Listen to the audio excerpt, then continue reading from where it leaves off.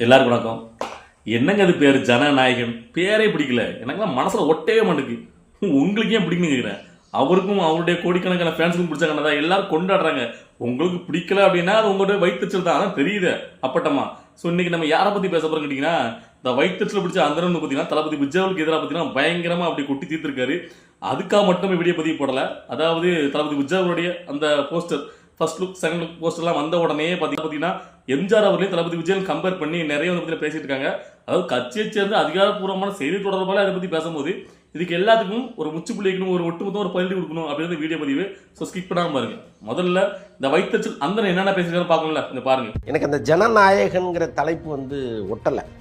என்னன்னா அது ஜனம்ங்கிறதே சமஸ்கிருத வார்த்தை. இந்த பகவத் கேசரிங்கிற படத்தினுடைய ரீமேக் தான், அதில் ஒன்றும் சந்தேகம் இல்லை. நான் ஆணையிட்டால் அப்படின்னு சாட்டை விளாசுற மாதிரி அது வீசுற மாதிரி இருந்துச்சு. நிறைய பேர் என்ன பண்ணா எம்ஜிஆர் அவர்கள் ஞாபகம் வருவாங்க நம்மளுக்கு. இப்போ எம்ஜிஆருக்கு இருக்கிற செல்வாக்கு விஜய்க்கு இருக்கான்னா அது ஒரு பெரிய கேள்விக்குறி. நம்முடைய இலக்கு அரசியல் தாங்கிறத ரொம்ப காலமாகவே முடிவு பண்ணி அதுக்கேற்ற மாதிரி அவர் மூவ் பண்ணிகிட்டே இருந்தார். பட் விஜய் வந்து கட்சி ஆரம்பித்த பிறகு அவருடைய கோட்டில் அப்படி ஒரு வசனமும் இல்லையே. ரொம்ப முழுக்க நான் மக்களுக்கு நன்மை செய்வேன் அப்படிங்கிற எண்ணத்தில் இன்னைய கட்டத்துக்கு யாருமே வரப்போறதில்லை. விஜயும் இதை தெளிவாக உணர்ந்துக்கிட்டு சில விஷயங்களை தவிர்க்கணும். பத்மபூஷன் விருது வந்து அஜித் வாங்கியிருக்காரு. அவருடைய ரசிகர்கள் கொண்டாடிட்டு இருக்காங்க. இந்த நேரத்தில் நீங்கள் எதுக்கு ஜனநாயகனை வெளியிடணும்? அவருடைய சுபாவம் எனக்கு தெரிந்து இந்த மாதிரி ஒரு சீப் பப்ளிசிட்டி அவருக்கு தேவைப்படுது. அதை தொடர்ந்து அவர் செய்வார். ஸோ பார்த்தீங்களா என்ன சொல்றாருன்னு. அதாவது ஜனம் அந்த வார்த்தையை சமஸ்கிருத சொல் அதை ஏன் அதில் கலந்தாங்கன்னு தெரியல. டேங்க அப்பா, இதுக்கு முன்னாடி எந்த தமிழ் திரைப்படங்கள்லையும் அந்த சமஸ்கிருதம் மற்ற மொழிச்சொற்களை கலக்காம முழுக்க அப்படி தமிழில் தானே பேர் வச்சிருக்காங்க. அப்பெல்லாம் குறை சொல்ல போக மாட்டாங்க. ஆனால் தளபதி விஜய் ஏதாவது பண்ணிட்டா மட்டும் உடனே நோட்டீஸ் சொல்ல வந்துருவாங்க. இதே மாதிரி தான் தளபதி விஜய் தமிழை வச்சுக்கலன்னு சொல்லி அவருடைய கட்சி பேர் அறிவிச்சார்ல, அன்னைக்கு இதே மாதிரி தான் இந்த குறை சொல்ற வாயிருக்கலாம். எல்லாரும் அரசியல் கட்சி ஆரம்பிச்சு அதுக்கப்புறம் தான் தோப்பாங்க. ஆனால் இவரு வந்து பார்த்தீங்கன்னா கட்சி பேர் அறிவிக்கிறதுலே ஃபெயில் ஆகிட்டா இருப்பா. என்ன பேர் இது, தமிழை வச்சுக்கலகம் நல்லா இல்லையே அப்படின்னு. அதாவது இது குறை சொல்றதெல்லாம் எப்போ பார்த்தாலும் ஏதாவது குறை சொல்லாமல் தளபதி விஜய் என்ன பண்ணாலும் குறை சொல்லணும் அலையிறாங்க. இவங்கள எத்தனை தடவை பள்ளி கொடுக்குறது. சரி, அதுக்கப்புறமா என்ன சொல்றாரு, அதாவது அரசியல் கட்சி ஆரம்பிச்சு வராங்களா, இது முழுக்க மக்களுக்கு நல்லது பண்ணணும்னே ஆரம்பிச்சு வர மாட்டாங்க. அவங்களுடைய லாபம்னு ஒன்று இருக்கு.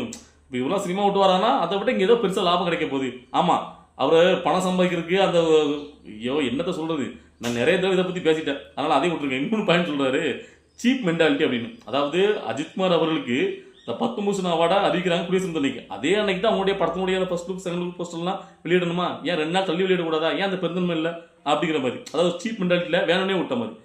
அட லூஸ் தான் பேசக்கூடாது. அதாவது தளபதி விஜய் இதுக்கு முன்னாடியே அறிவிச்சாரு, குடியரசு தினத்துக்கு தான் அவருடைய இந்த first look second look poster வெளியிட போது முன்னாடியே தீர்மானம் பண்ணிட்டாங்க.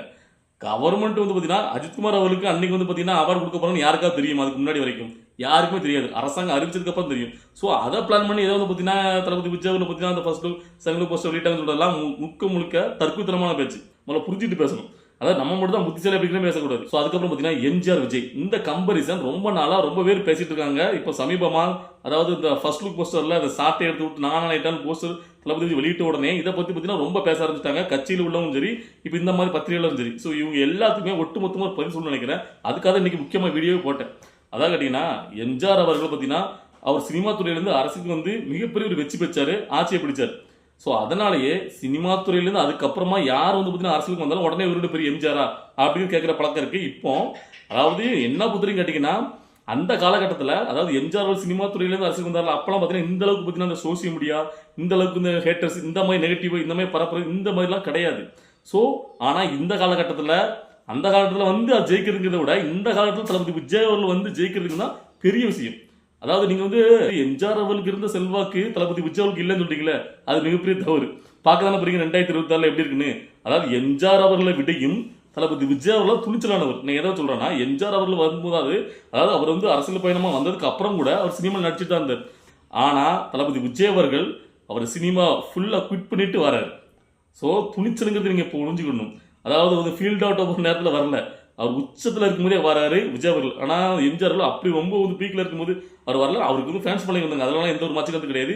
ஆனால் நான் சொல்கிறேன், இந்த கம்பரிசன் பண்ண வேண்டிய அவசியமே கிடையாதுங்கிறேன். எம்ஜிஆருடைய வழிகிறது வேற, தளபதி விஜய் வழிகிறது வேற. அதாவது தளபதி விஜய் அவர்களுக்கு சினிமா துறையில் எம்ஜிஆர் அவர்கள் மேலே ஒரு கிரேஸ் இருக்கலாம். ஏதாவது பார்த்தீங்கன்னா ஒரு உச்சபட்சமாக இருந்தவர். ஏதாவது எப்பவுமே ஒரு தொழிலில் நம்ம இருக்கணும், அந்த தொழிலே இருக்கிற ஹையஸ்ட் போஸ்ட். இப்போ கிரிக்கெட் சச்சின், தோனி எப்படி எல்லாமே பேசுவாங்க. ஸோ அந்த மாதிரி இப்போ வந்து பார்த்தீங்கன்னா சினிமா துறையில் அரசியல் வந்து ஜெயிச்சதுன்னு கேட்டிங்கன்னா எம்ஜிஆர் அவர்கள். ஸோ அந்த சினிமாவில் பார்த்தீங்கன்னா அவரை பார்த்து அவருக்கு பிடிக்கும். இப்போ வந்து பார்த்தீங்கன்னா ஒரு ஃபேன் மேன் பார்த்தா எப்படி பார்த்தீங்கன்னா அவர் சினிமாவில் அந்த அரசுக்கு வராருல, இந்த இது முழுக்க முழுக்க அவர் வழியிலேயே பின்பற்றுவார், அவரை மாதிரியே அடுத்த எம்ஜிஆர், கருப்பு எம்ஜிஆர் இப்படின்னு சொல்றதெல்லாம் முட்டாத்தனம். என்ன பொறுத்தவரைக்கும் தளபதி விஜய் அவர்களுக்கும் ஒரு தனித்துவம் இருக்கு. ஸோ இதை ஏன் சொல்றேன் கேட்டீங்கன்னா, நேற்று வந்து பார்த்தீங்கன்னா தமிழை வெற்றி கழகத்தினுடைய அதிகாரப்பூர்வ செய்தி தொடர்பாளர் லைனாமணி அந்த தமிழ் வந்து பார்த்தீங்கன்னா ட்வீட் போட்டிருக்காரு. அதில் என்ன பண்ணுறாருன்னா, அதாவது நாங்கள் வந்து தளபதி விஜய் அவர்கள் அடுத்த எம்ஜிஆரை தான் நாங்கள் பார்க்குறோம், எம்ஜிஆர் வழியிலே வந்து நாங்கள் வந்து ஆட்சியை பிடிப்போம் அப்படி இப்படி நிறைய போட்டிருக்கு.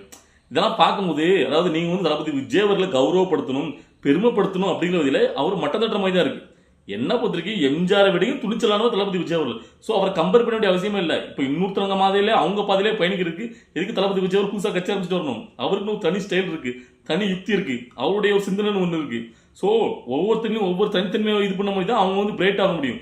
நீங்கள் இன்னொருத்தர் பாதையில் போகிறாரு, அவரை பாதையில் போறாருன்னு நீங்கள் வந்து உயர்த்துறதா நினச்சிக்கிட்டு தளபதி விஜய் அவர்கள் மற்ற திறமை இருக்கு. ஸோ இந்த மாதிரி பதிவில் தயவு செஞ்சு போட வேண்டாம். என்ன பொறுத்த வரைக்கும் அடுத்த எம்ஜிஆர், கருப்பு எம்ஜிஆர் அதெல்லாம் கிடையாது. ஒரே தளபதி தான்.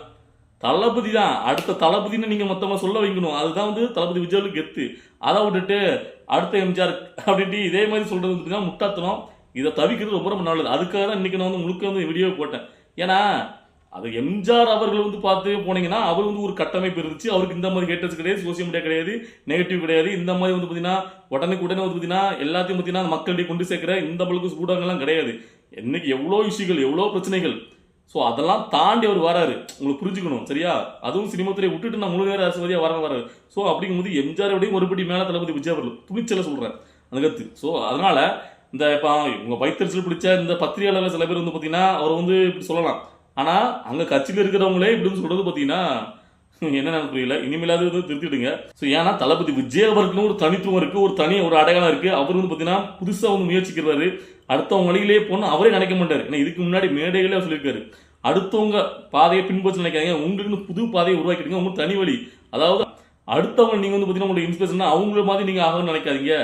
அதாவது அவங்களாதான் அவங்களே இருக்காங்களே, உங்களுக்குன்னு ஒரு தனி பாதையை உருவாக்கிட்டு நீங்களாவே இருக்குன்னு சொல்லி அதுக்கு வந்து அதாவது ஒவ்வொரு மனுஷனுக்குமே ஒரு தனித்துவம் ஒன்று இருக்கு. அதுல தான் அவங்களுடைய செயல்கள் மூலமா வெற்றி பெறணும். அடுத்தவங்க பாதையே போயிட்டு அவங்க பாதையில போய் ஜெயிப்புங்கிறது என்ன மாதிரியான பிரச்சனை தெரியல.